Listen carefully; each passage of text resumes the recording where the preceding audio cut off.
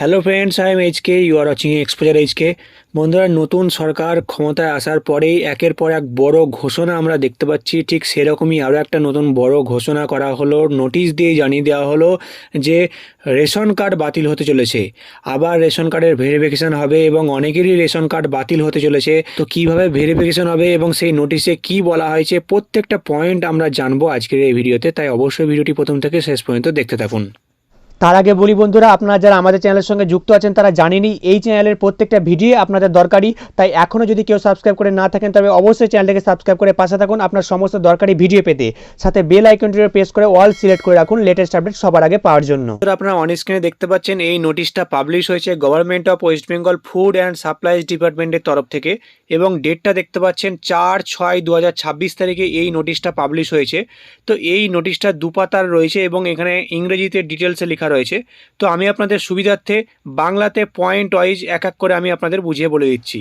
তো বন্ধুরা দেখুন, বাংলাতে নোটিশটার বিষয়ে যেটা বলা হচ্ছে সাবজেক্টে, যে পশ্চিমবঙ্গে পরিচালিত ভোটার তালিকার বিশেষ নিবিড় সংশোধন এসআইআর 2026-এর ফলাফলের ভিত্তিতে অযোগ্য পিডিএস বা রেশন উপভোক্তাদের যাচাইকরণ এবং বাদ দেওয়া। তো আমরা বিস্তারিত জানবো।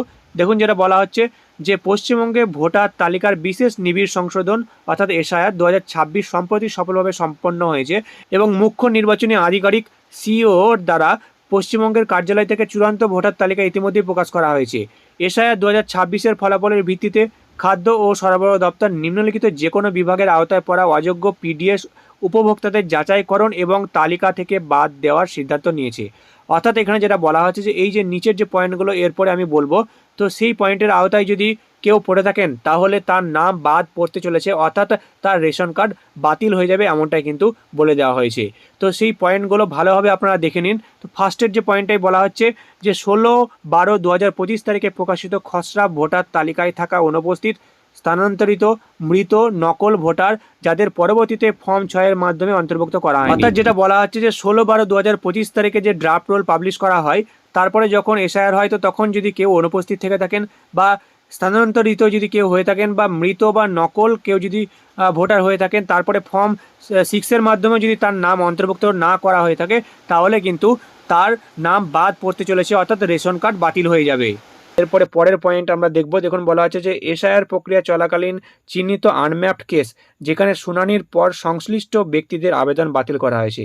অর্থাৎ এসআইআর চলাকালীন যে আনম্যাপড যেগুলো কেস ছিল, তারপরে হিয়ারিংয়ের পর যদি আবেদন তাদের বাতিল হয়ে গেছে, তাহলে কিন্তু তাদেরও নাম বাদ চলে যাবে, অর্থাৎ তাদেরও কিন্তু রেশন কার্ড বাতিল হতে চলেছে।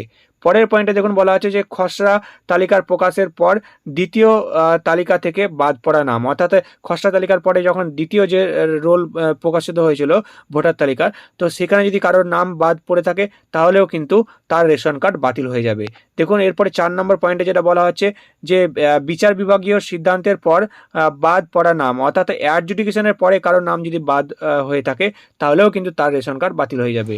এরপরে দেখুন 5 নম্বর পয়েন্টে যেটা বলা হচ্ছে যে বিধানসভা নির্বাচন 2026-এর সময় ভোটার ইনফরমেশন স্লিপ বিতরণের সময় যে সকল ভোটারদের এএসডিডি অর্থাৎ অনুপস্থিত কিংবা স্থানান্তরিত কিংবা মৃত বা নকল হিসাবে পাওয়া গেছে, অর্থাৎ এই যে 2026-এ যে ভোটটা হলো, তো তার আগে যখন ভোটার ইনফরমেশন স্লিপ দেওয়া হয়েছিল বিএলওদের তরফ থেকে, তখন যদি কেউ অনুপস্থিত থেকে থাকেন কিংবা স্থানান্তরিত কেউ যদি হয়ে থাকেন বা মৃত বা নকল কেউ যদি হয়ে থাকেন, তাহলে কিন্তু তারও নাম বাদ পড়তে চলেছে, অর্থাৎ তারও রেশন কার্ড বাতিল হয়ে যাবে। তো এই যে পয়েন্টগুলো বললাম, তো এই পয়েন্টের আওতায় যারা পড়ছেন তো তাদেরই ভেরিফিকেশন হবে এবং ভেরিফিকেশনের পরে তাদের রেশন কার্ড বাতিল হয়ে যাবে, এমনটাই বলা হচ্ছে।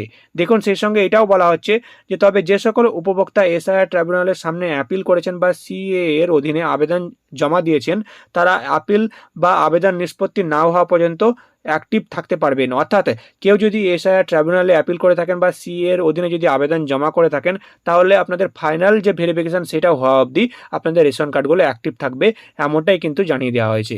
তো বুঝতে পারছেন, এই পয়েন্টের আওতায় যদি আপনি না পড়ে থাকেন তাহলে আপনার চিন্তার কোনো কারণ নেই। এই পয়েন্টের আওতায় যারা থাকবেন তাদেরই কিন্তু নাম বাদ চলে যেতে চলেছে, তাদেরই রেশন কার্ড বাতিল হয়ে যাবে।